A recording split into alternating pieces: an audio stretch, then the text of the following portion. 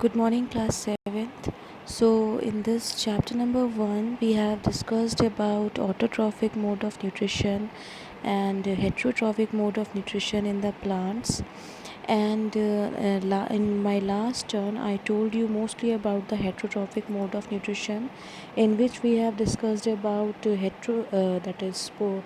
saprophytic mode of nutrition, parasitic mode of nutrition, and so on.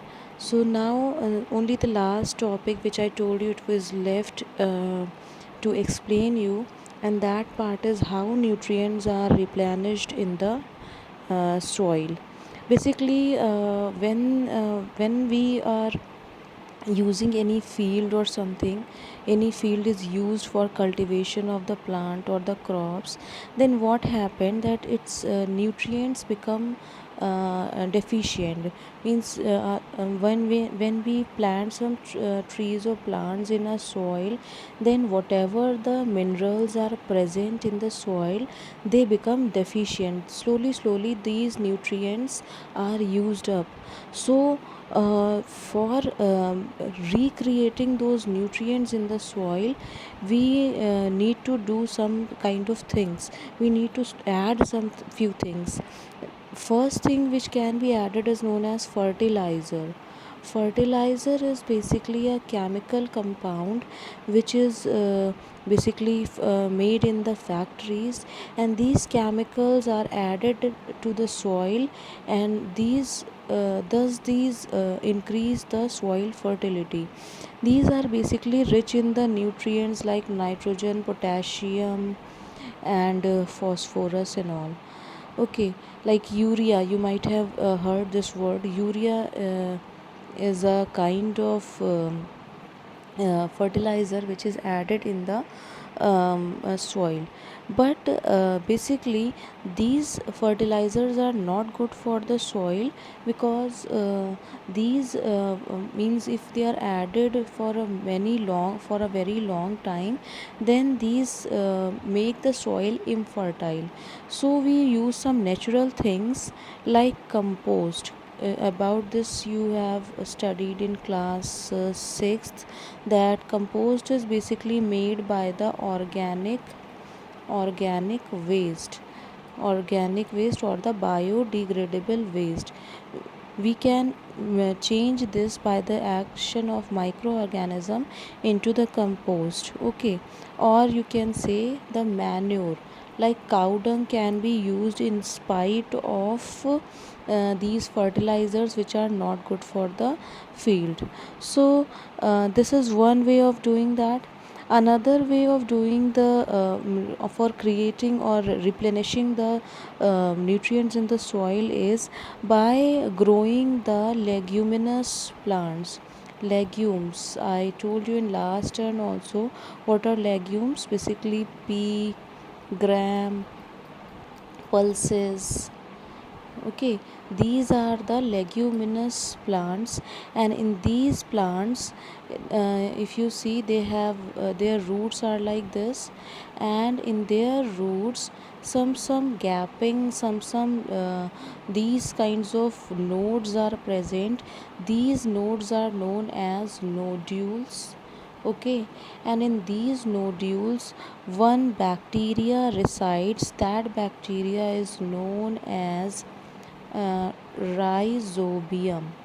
Okay, so this rhizobium bacteria lives in the root nodules of the leguminous plants, and what it does for the plant, it actually uses the atmospheric nitrogen, and it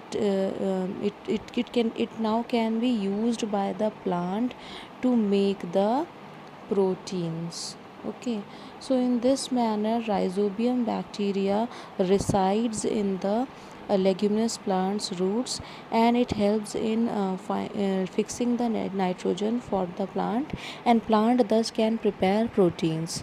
So this is good for the soil also. If we grow pulses or gram in a field, then it will enrich the soil with the nitrogen mineral. Okay, so this is a simple method by which we can actually increase the fertility of the soil.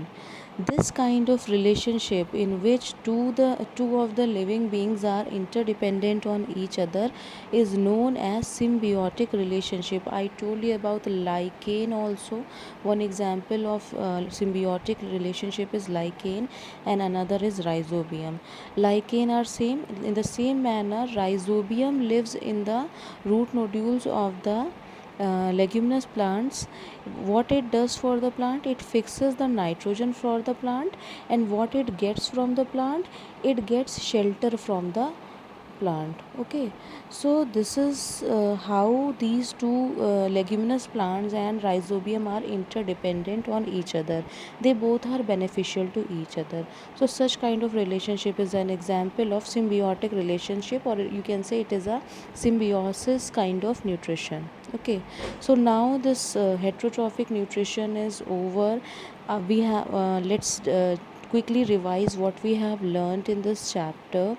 Basically, we have learnt about our autotrophic mode of nutrition. What are autotroph? The ones who can prepare their any living being or plant which can prepare their own food are known as autotrophic. Okay, and then chlorophyll is a substance or a pigment present in the leaf which helps in photosynthesis. Then heterotrophs are the organisms which cannot prepare their own food, thus they are dependent for their food on others. Host, it is any living being on which any parasite lives. Insectivorous, these are the plants which eat insects. Nutrients, these are the substances present in the food or the soil.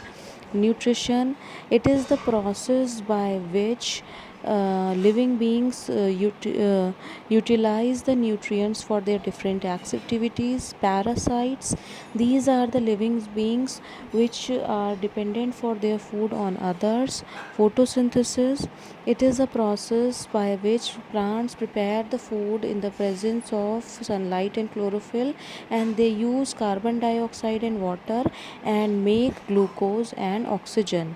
Saprotrophs, these are the living beings which take the food in organic form and they decompose the organic substances. And then it is the last one is stomata. These are the openings in the soil which absorb the carbon dioxide, and they means these are present for the exchange of gases. Now the chapter is complete. I'll give you homework based on the complete chapter now, and if you have any confusion you can ask in the class. Thank you, class.